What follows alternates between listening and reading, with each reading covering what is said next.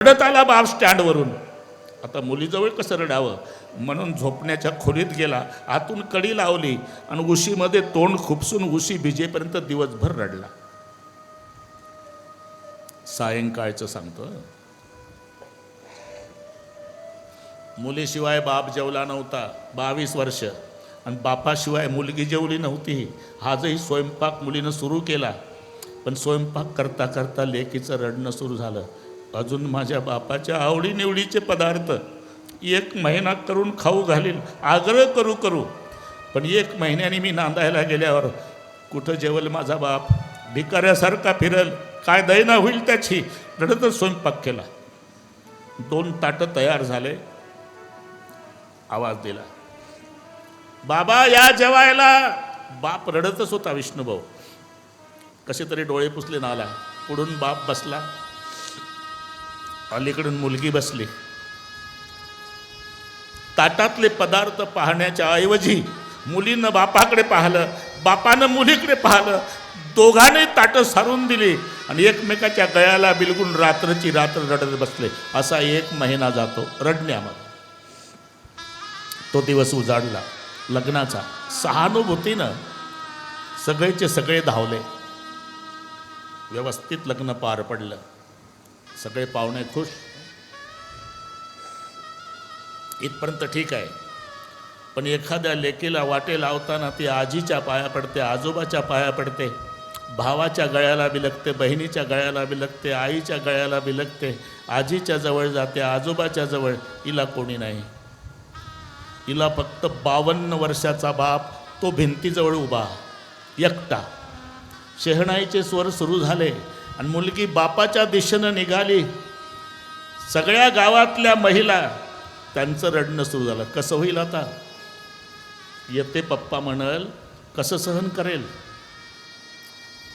22 वर्षाची झाली, 2 वर्षाची होती, माय मेली, बापानं आईची आठवण येऊ दिली नाही, वगैरे वगैरे. मित्रमंडळी विचार करू लागली. तर तिकडे लेकरं खेळतात का नाही त्या कोपऱ्यात, इथून दिसते मला, तर द्या बाहेर काढून. मित्रमंडळी एकमेकाला म्हणतात, का रे आता काय मदत करायची आपण. अरे 1 महिना धावलो, कुठे काही कमी पडू दिलं नाही. आता ते गळ्याला बिलगून रडल तेव्हा आपण मित्राने काय मदत करायची रे. तोपर्यंत मुलगी पोहोचली बापाजवळ. बाप पागल झाला का उभा आहे, शून्यात नजर लावली, भिंतीच्या काठाला उभा आहे.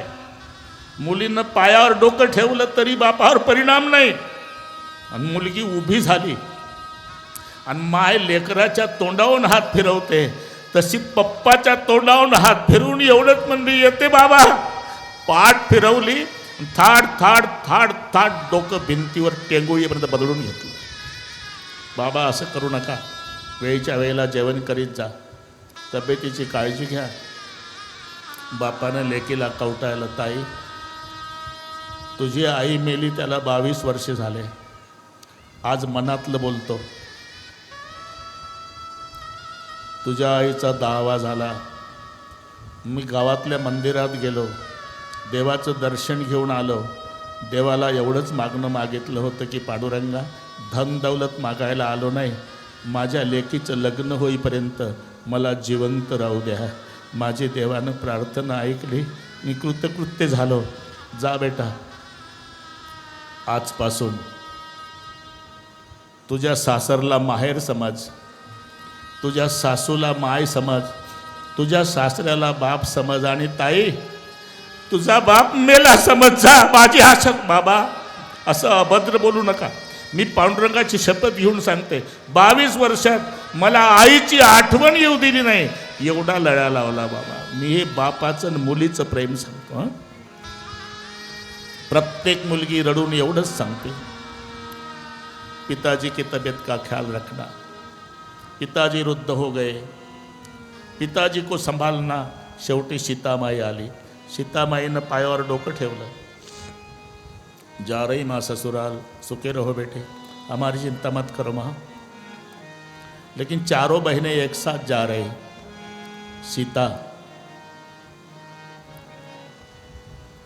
बड़ा कुल है, गौरवशाली कुल है